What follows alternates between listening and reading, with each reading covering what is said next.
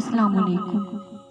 سجدوں میں گرنے سے پہلے ان لوگوں کو گلے لگائیں جو آپ کی وجہ سے اذیت میں مبتلا ہیں۔ اول، آزادیاں معاف نہیں ہوتی۔ جب انسان اندر سے مر جاتا ہے وہ حد سے زیادہ خوش اخلاق ہو جاتا ہے۔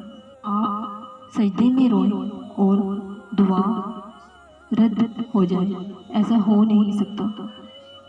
ہر وقت کی نصیحت اور شک رشتے کی ڈوری کو کمزور کر دیتی ہے۔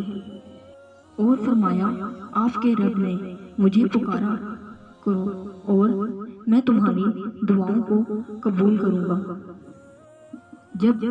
جب بھی غلطی ہو تب بھی معافی مانگ لیا کرو۔ زندگی ہر بار شب برات تک پہنچنے کا موقع نہیں دیتی۔ جب آپ کو کوئی ادھورا چھوڑ جائے تو خدا مکمل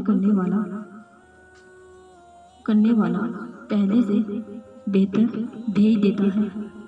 اگر بن مانگے سب مل جائے تو اپنے رب سے تمنا کس چیز کی کرو گے؟ جب آپ کا دل درد سے بھر جائے اور اللہ سے چپکے باتیں کر لیا کرو، کیونکہ وہ سب جانتا ہے لیکن صرف آپ سے سننا چاہتا ہے۔ اور صبر آ جانا کسی شخص کے ضبط کی آخری حد ہوتی ہے۔ محبتیں پاک رکھو، اللہ ان بھی فرما دے گا۔